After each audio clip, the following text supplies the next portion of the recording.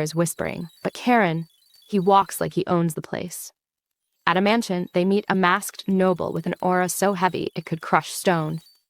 Karen decides diplomacy is overrated and takes them hostage. The masked figure laughs. Brilliant move! You're crazier than the rumors said. Then the reveal drops. The hostage is actually the 6th prince of the empire. Karen blinks. Oh, fantastic. I just kidnapped royalty. And that's how our reckless wolf waltzed straight into a royal mess. The room falls silent. After a daring hostage switch, Cale Verdon suddenly realizes he's holding a royal prince at sword point while facing the prince's bodyguard, Sir Darius, a 7-star knight with the power to squash him like a grape. You really don't value your life, do you? Darius says coolly. Cale laughs nervously. Just testing the family reflexes. Then the prince himself, Prince Revik, smiles cheerfully. Oh, don't be so uptight. Let's be friends. Friends? With the guy currently threatening his neck. Cale's brain short-circuits. Can your guard let us live, friend? Revik shrugs. Maybe. Depends on my mood. Turns out this black sheep prince is the Empire's most unpredictable lunatic, half genius, half chaos. But beneath that grin, Cale senses something else. Magic. This guy's a mage, whispers Cale's cursed blade, Oblivion. Moments later, a red-haired elf woman strolls in, the true boss of the underworld. Really? I leave for 5 minutes and my brother's the hostage now? Meet Lady Foyna, ruler of the underground city. Power radiates from her, calm, confident, terrifying. She waves a hand. Put the sword down, young wolf. He's annoying, but he's mine. Cale sighs and releases Revik, who immediately complains, Hey, real men don't quit halfway. Real men don't kidnap royalty, Cale retorts. Foyna laughs amused. Smart boy. I like you. Tea is poured, the tension fades and secrets spill. Foyna claims Caligo had nothing to do with the recent attack and proves it with burning blue mana that could vaporize the room.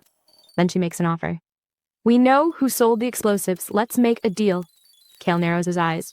What's your price? Simple. Be friends with my brother. Cale blinks. That's it. Revik grins. Oh, it's not just friendship. Think of it as chaos with benefits. And with that, the Mad Prince flashes his golden eyes and declares, Let's shake the Empire, Cale Verdon. Cale stares at him in disbelief. Wonderful. I've gone from hostage-taker to co-conspirator. The world never runs out of fools, does it?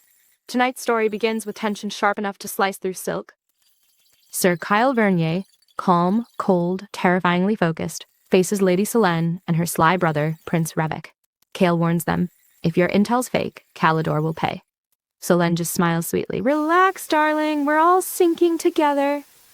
The royal siblings flirt with chaos like it's a hobby. Revik even munches on an apple mid-crisis. Oh, how dramatic. But underneath that smug grin hides a scarred past. A prince abandoned, hunted since childhood, his mother murdered, his life saved by the loyal knight Marius. Years later, he's back, older, sharper, and ready to burn the empire that discarded him. The emperor's dying, Revik mutters, and I might be the one to finish him off. Selene sighs, half pity, half admiration. Marius, ever the realist, warns, that boy Cale, he'll become a monster.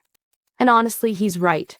Because while they talk politics and revenge, elsewhere in Thebes, someone's already bleeding.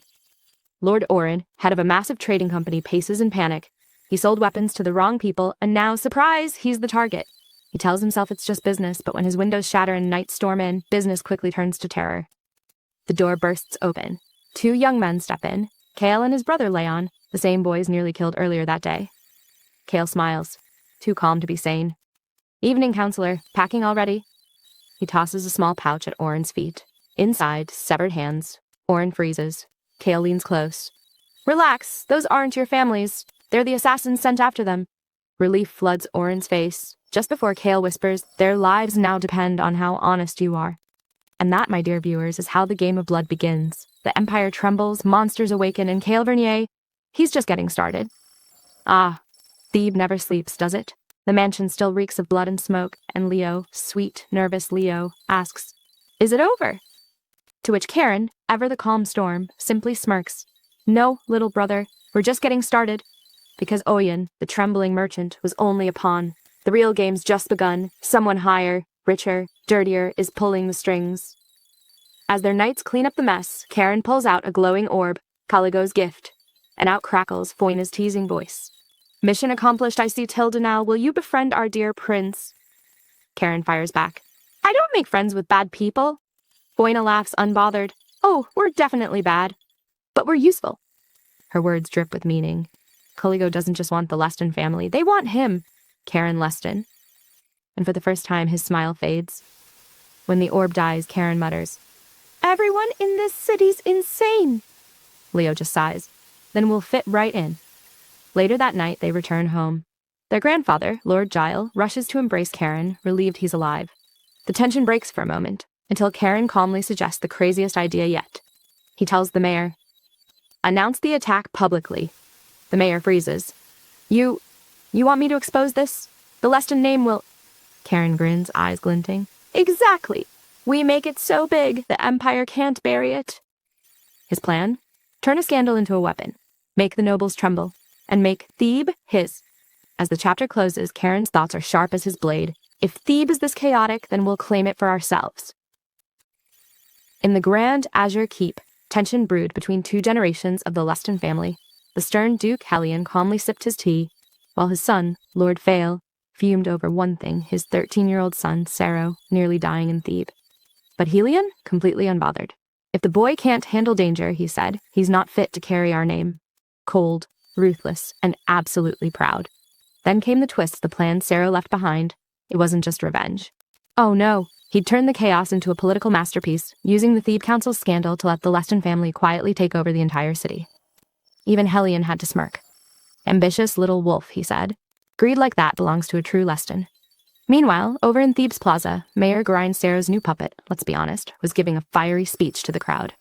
We will cleanse Thebe of corruption, he shouted, while the people screamed his name like he was some kind of hero, all according to Saro's plan.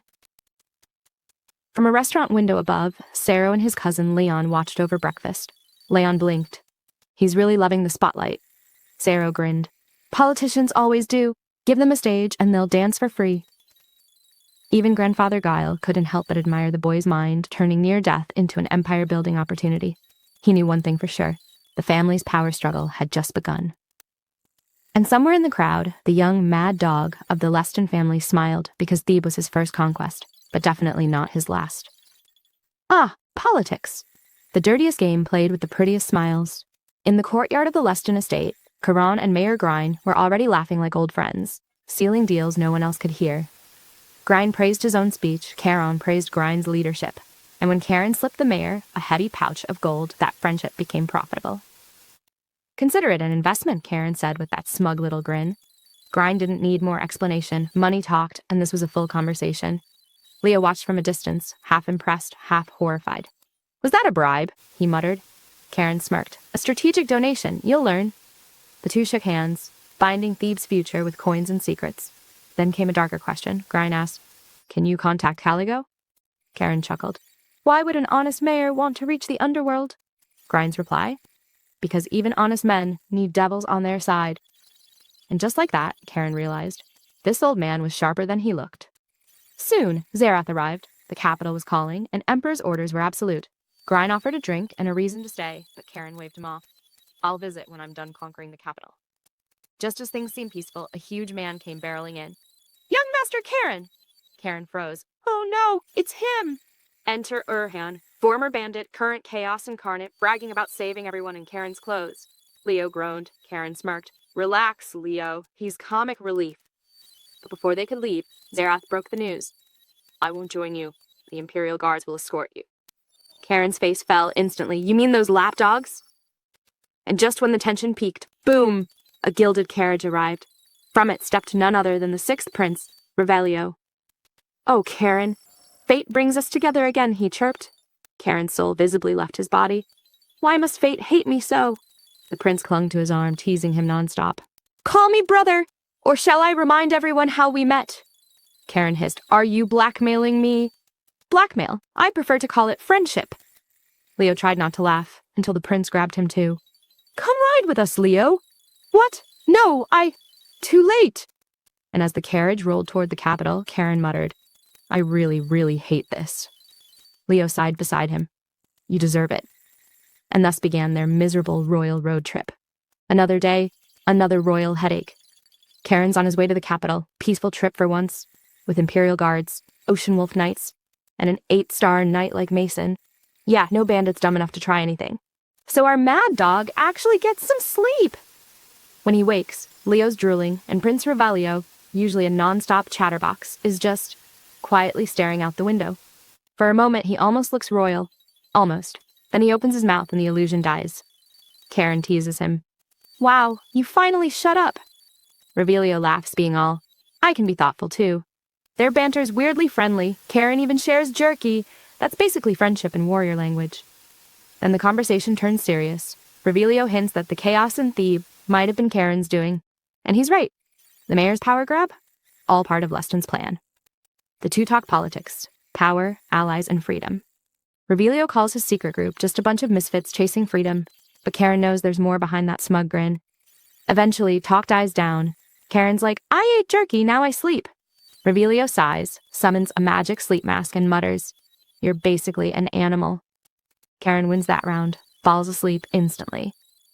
When they finally reach the capital, the scenery stuns Leo. Massive walls, shining towers, especially the Imperial Magic Tower, brighter than ever. But while everyone's in awe, Karen just stares with a bitter smile. Because this isn't just the capital. This is where he died 50 years ago. His grave. And now he's back. Ah, the capital at last, and guess who's waiting to cause chaos again? That's right, Prince Revelio, our favorite royal disaster. Karen and Leo arrive at Giles' mansion, but Revelio's still clinging on like a cat at the window. He's like, hey, maybe I'll stay the night. Karen punches him and goes, no peddlers allowed. Ouch, denied. After some teasing and a farewell full of sarcasm, the prince rides off, leaving behind Mason, the poor knight babysitting him. Even Mason admits this is probably karmic punishment. Then comes a wholesome twist. Karen's grandmother, Helena, storms in like a commander. She's sweet for 2 seconds, then immediately yells orders like a drill sergeant. Even Leo's like, bro, your grandma's buff. Karen just grins. She works out more than my grandpa. Priorities, right? But the fun doesn't last. Enter Hugo, Karen's older cousin, calm, polite, and secretly testing him.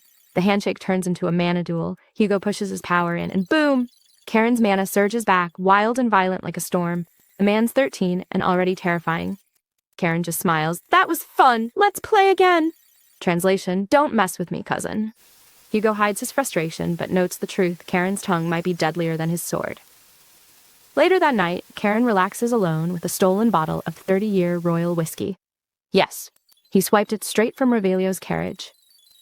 He chats with Guillotine, his cursed sword, about his past life, the blue dragon, and why he was reborn. Guillotine, ever dramatic, threatens to behead whoever cursed him 1,000 times. Karen just laughs, pours whiskey on the blade, and says, if you can drink blood, you can drink whiskey. And under the moonlight, the mad dog raises his glass. To my grave, he whispers. The very city where he died once before.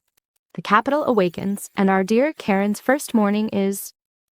Caron, Leo, and Hugo hit the boutique district. And oh, the capital's streets alive, noisy, and absolutely stuffed with nobles, showing off their refined taste. Leo's gawking like a tourist, and Karen's already roasting him. Stop acting like a country bumpkin, he says. Bold words from a boy who literally grew up in the countryside. Then Hugo steps in the mature cousin type, lecturing them about manners and honor. But Karen, being Karen, instantly turns it into a joke. So I can talk casually when it's just us, right? The man's got nerve and charm in equal measure. Eventually, they reach the high-end shopping street full of fancy nobles in their killer fashion. And apparently, the crowd's here for them. The young heroes of the Leston family. Noble women are practically eye-hunting Karen and Leo. Poor Leo's panicking. Karen totally unfazed. But then something catches his eye, an old tailor shop. Plain, quiet, out of place among all that luxury. Its name, Aesel. He remembers it from his previous life. Inside, an elderly tailor greets them humble, polite, and oh so familiar. Karen asks for a suit, and the man laughs nervously. I'm too old to make what nobles like. Karen smiles. The suit doesn't matter, the person does. As the tailor measures him, the memories hit this same shop, decades ago, when he was still Cain Latour, the Emperor's forgotten hound. The tailor remembers him too, though he never knew his name back then. When Karen finally asks, the old man smiles softly. It's Luhan. Karen answers, Karen Leston. And just like that, a bond from a forgotten life is reborn. But the calm shatters. The door slams open, a young knight storms in, shouting news about Duke Halo's grandsons. Her eyes fall on Karen's emblem, and her voice trembles. The Leston family, bad people. Oh, looks like the capital's about